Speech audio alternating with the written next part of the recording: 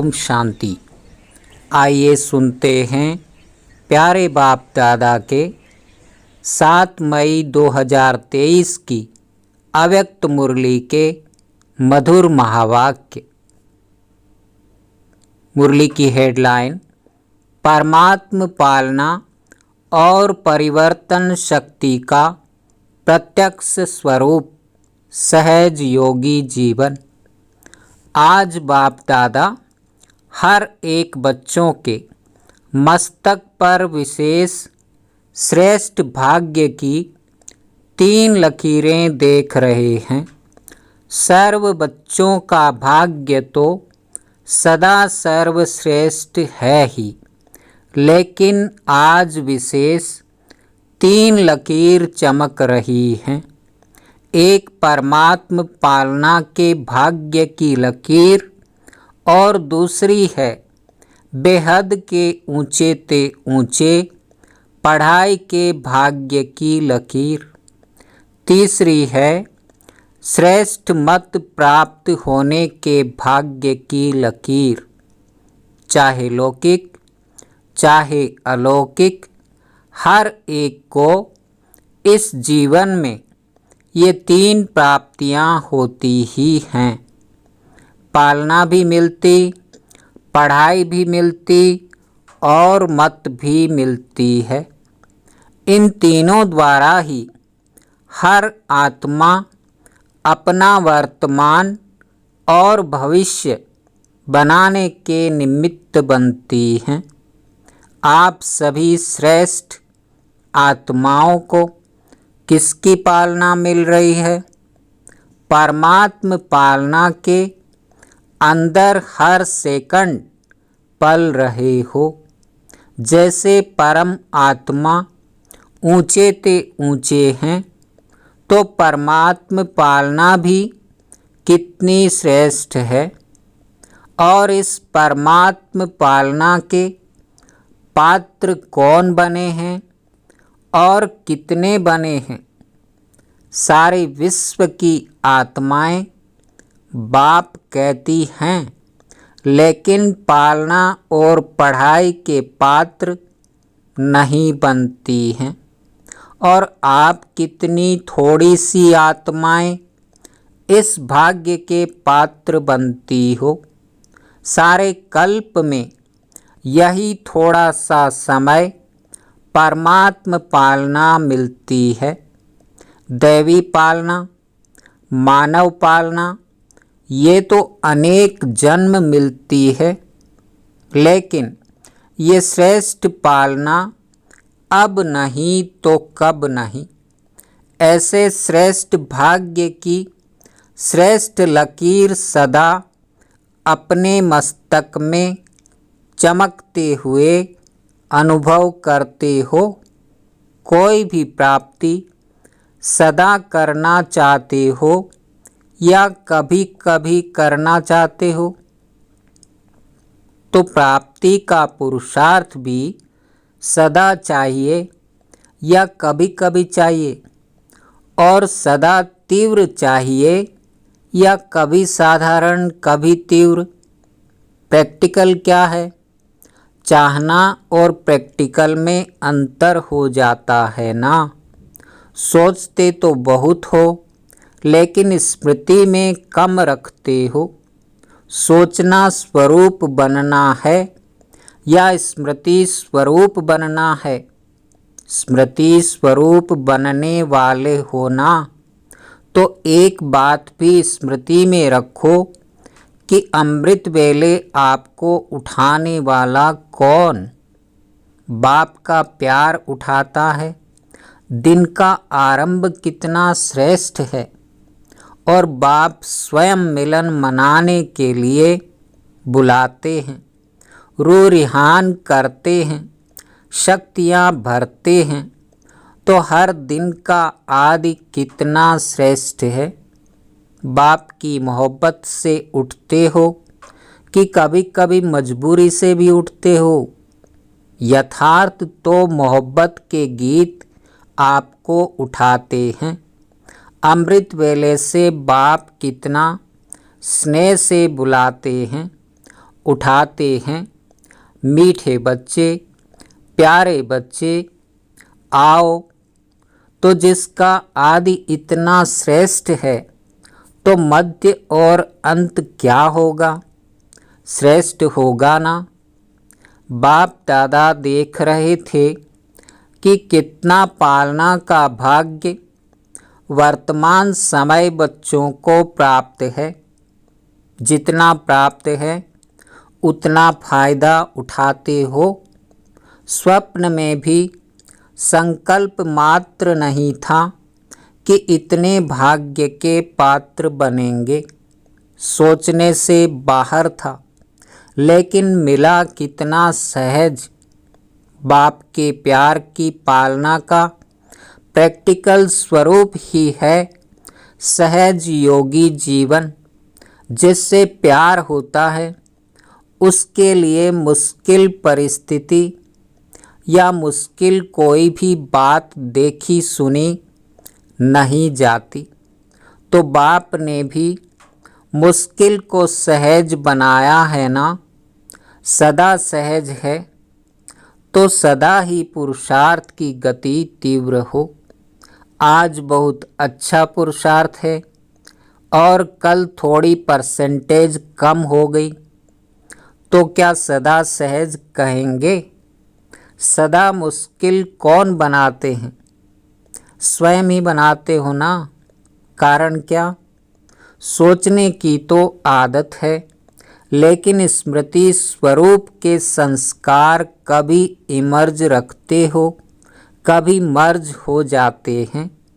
क्योंकि स्मृति स्वरूप सो समर्थ स्वरूप। सोचना यह समर्थी स्वरूप नहीं है, स्मृति समर्थी है। विस्मृति में क्यों आ जाते हो?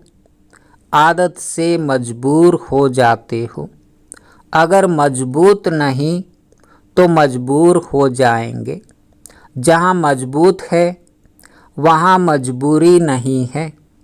जब ओरिजिनल आदत विस्मृति की नहीं है, आदि में स्मृति स्वरूप प्रारब्ध प्राप्त करने वाली देवात्माएं हो, योग लगाने का पुरुषार्थ नहीं करते, लेकिन स्मृति स्वरूप की प्रारब्ध प्राप्त करते हो, तो आदि में भी स्मृति स्वरूप का प्रत्यक्ष जीवन है। और अनादि आत्मा जब आप परम धाम से आई तो आप विशेष आत्माओं के संस्कार स्वतः ही स्मृति स्वरूप है। और अंत में संगम पर भी स्मृति स्वरूप बनते हो ना। तो अनादि, आदि और अंत तीनों ही काल स्मृति स्वरूप हैं। विस्मृति तो बीच में आई, तो आदि अनादि स्वरूप सहज होना चाहिए या मध्य का स्वरूप? सोचते हो कि हाँ मैं आत्मा हूँ, लेकिन स्मृति स्वरूप हो चलना, बोलना, देखना, उसमें अंतर पड़ जाता है। तो यह स्मृति में रखो कि हम परमात्म पालना की अधिकारी आत्माएं हैं। बाप दादा चार्ट चेक करते हैं तो लकीर कभी ऊंची कभी नीची होती है, कभी कोई दाग होता है, कभी जीवन के कागज में कोई दाग नहीं भी होता है, और कोई समय दाग ही दाग, एक पीछे दूसरा, दूसरे के पीछे तीसरा दाग ही नज़र आते हैं। क्यों? एक तो गलती हो जाती है, लेकिन गलती होने के बाद भी उसी गलती को सोचते रहते हो। क्यों, क्या, कैसे, ऐसे नहीं वैसे, कई रूप से बात को छोड़ते नहीं हो। बात आपको छोड़कर चली जाती है, लेकिन आप बात को नहीं छोड़ते हो। जितना समय सोचने स्वरूप बनते हो, यथार्थ स्मृति स्वरूप नहीं बनते हो तो दाग के ऊपर दाग लगते जाते हैं। पेपर का टाइम कम होता है, लेकिन व्यर्थ सोचने का संस्कार होने के कारण पेपर का टाइम बढ़ा देते हो। सेकंड में पूरा हुआ और निर्विकल्प स्थिति बन जाए, यह संस्कार इमर्ज करो। निर्विकल्प बनना आता है ना? अपने श्रेष्ठ भाग्य को स्मृति में लाकर सदा हर्षित रहो। अपने परमात्म पालना को सदा बार बार स्मृति में लाओ। सुनना भी आता है, सोचना भी आता है, लेकिन फर्क क्या पड़ जाता है? बाप दादा बच्चों का खेल देखते रहते हैं। सारे दिन में क्या क्या खेल करते हो, ये रात्रि को चेक करते हो ना? माया के खिलौने बड़े आकर्षण वाले हैं, तो उन खिलौनों से खेलने लग जाते हो। पहले तो बहुत प्यार से माया खेल कराती है, और खेल कराते कराते जब हार खिलाती है तब होश में आते हैं। मेजॉरिटी में एक विशेष शक्ति की कमी रह जाती है। कभी बहुत अच्छे चलते हो, कभी चलते हो, कभी उड़ते हो, आगे बढ़ते हो, लेकिन फिर नीचे क्यों आ जाते हो? इसका विशेष कारण क्या? परिवर्तन शक्ति की कमजोरी है। समझते भी हो कि ये यथार्थ नहीं है, लेकिन परिवर्तित होने की कमी हो जाती है। ब्राह्मण जीवन में परिवर्तन में आ गए। अब कोई कहेंगे कि मैं ब्राह्मण नहीं हूँ। सभी अपने को बीके लिखते हो ना? हम ब्राह्मण हैं, यह समझते हो ना? ब्राह्मण जीवन में जो परीक्षाएं आती है, उसमें परिवर्तन करने की शक्ति आवश्यक होती है। जब व्यर्थ संकल्प चलते हैं तो समझते भी हो कि ये व्यर्थ हैं, लेकिन व्यर्थ संकल्पों का बहाव इतना तेज होता है जो अपने तरफ खींचता जाता है। जैसे नदी का व सागर का बहुत फोर्स होता है, तो कितना भी अपने को रोकने की कोशिश करते हैं, लेकिन फिर भी बहते जाते हैं।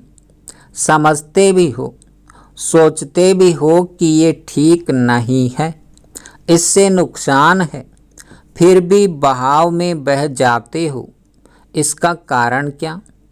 परिवर्तन शक्ति की कमी।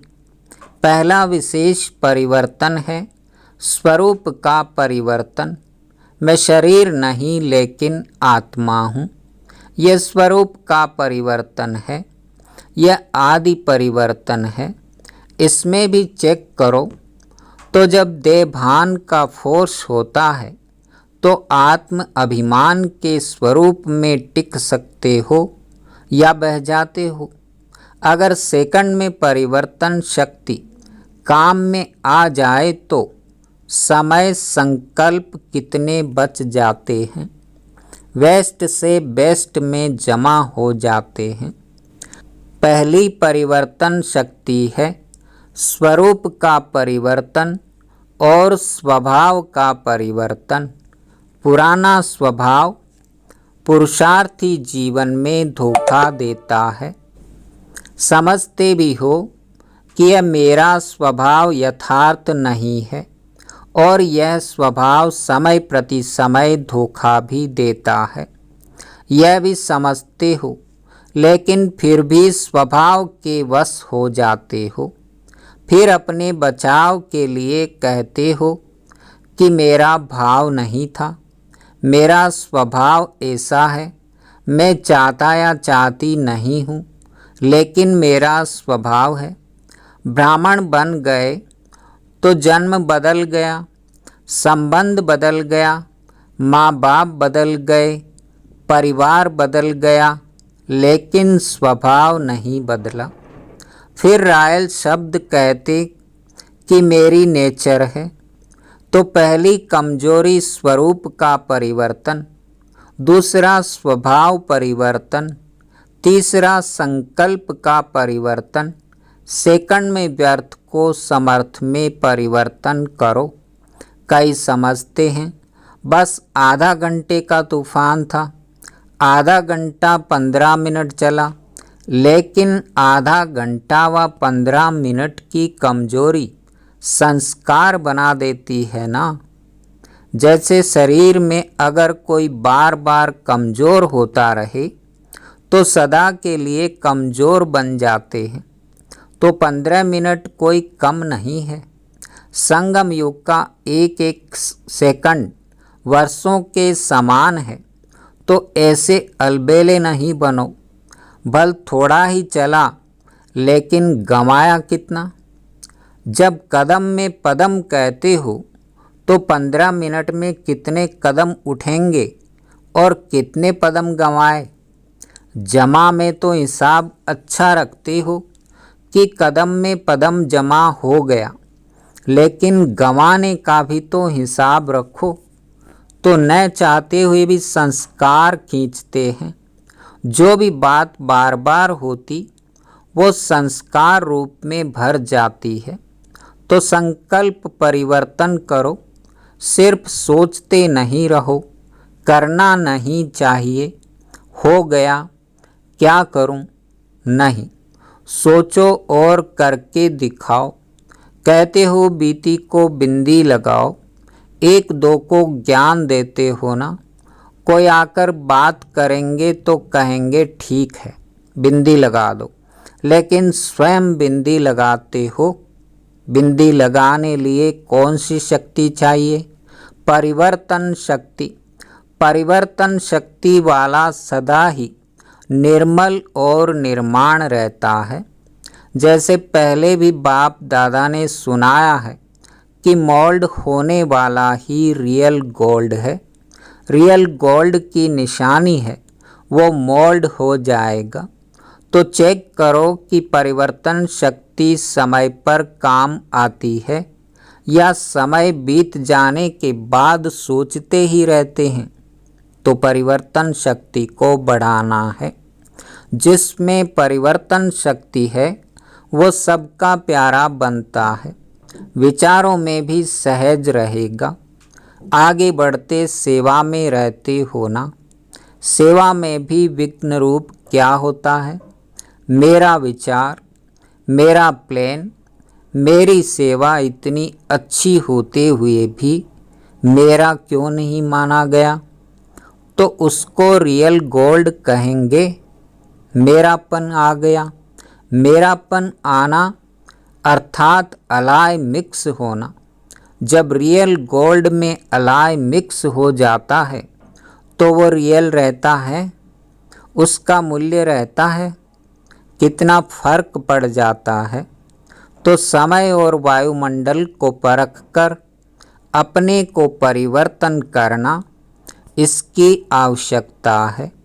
मोटी मोटी बातों में परिवर्तन करना तो सहज है, लेकिन हर परिस्थिति में, हर संबंध संपर्क में समय और वायुमंडल को समझ स्वयं को परिवर्तन करना, यही नंबर 1 बनना है। ये नहीं सोचो कि फलाना भी समझे ना, ये भी तो परिवर्तन करे ना। सिर्फ मैं ही परिवर्तन करूं क्या? जो ओटे सो अर्जुन।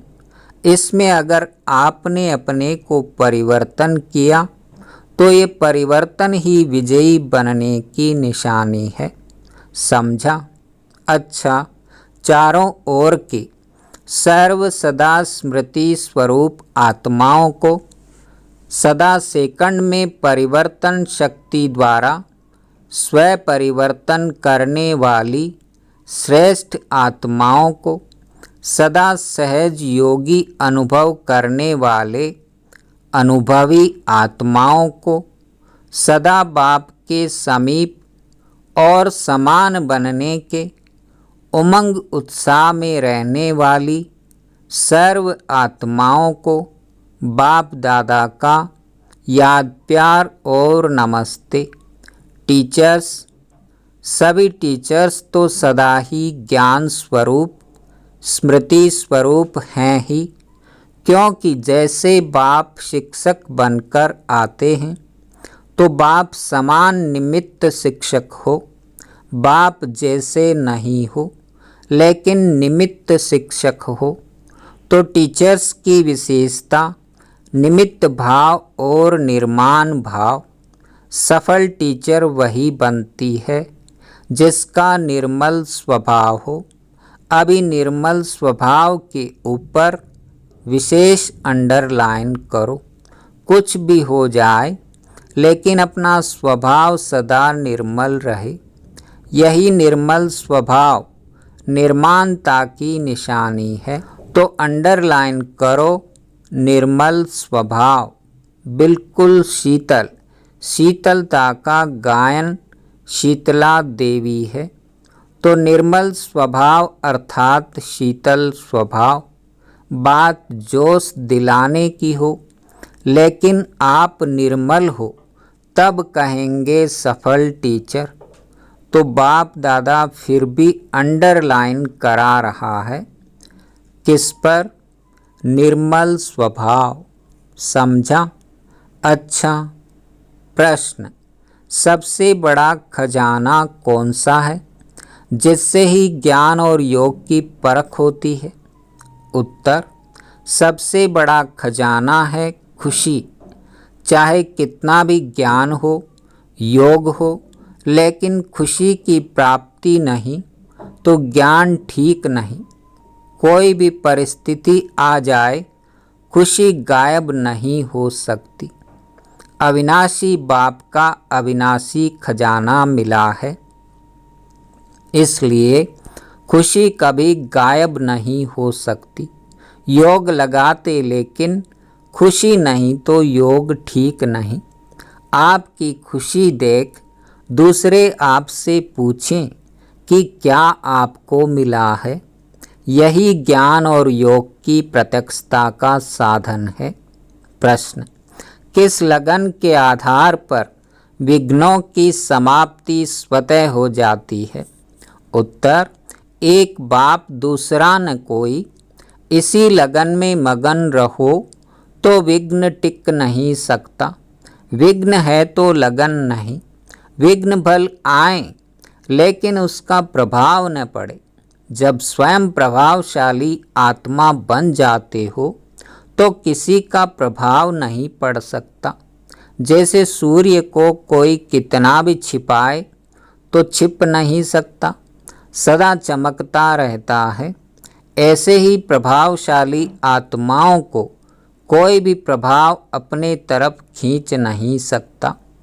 तो सदा एक बाप दूसरा न कोई, इसी लगन में मगन रहने वाले, यही विशेष संगम युग का अनुभव है। वरदान, स्नेह की लिफ्ट द्वारा उड़ती कला का अनुभव करने वाले अविनाशी स्नेही भव। मेहनत से मुक्त होने के लिए बाप के स्नेही बनो। यह अविनाशी स्नेह ही अविनाशी लिफ्ट बन उड़ती कला का अनुभव कराता है। लेकिन यदि स्नेह में अलबेलापन है तो बाप से करंट नहीं मिलती और लिफ्ट काम नहीं करती। जैसे लाइट बंद होने से, कनेक्शन खत्म होने से लिफ्ट द्वारा सुख की अनुभूति नहीं कर सकते। ऐसे स्नेह कम है तो मेहनत का अनुभव होता है। इसलिए अविनाशी स्नेही बनो। स्लोगन, शुभ संकल्प और दिव्य बुद्धि के यंत्र द्वारा तीव्र गति की उड़ान भरते रहो। ओम शांति, ओम शांति।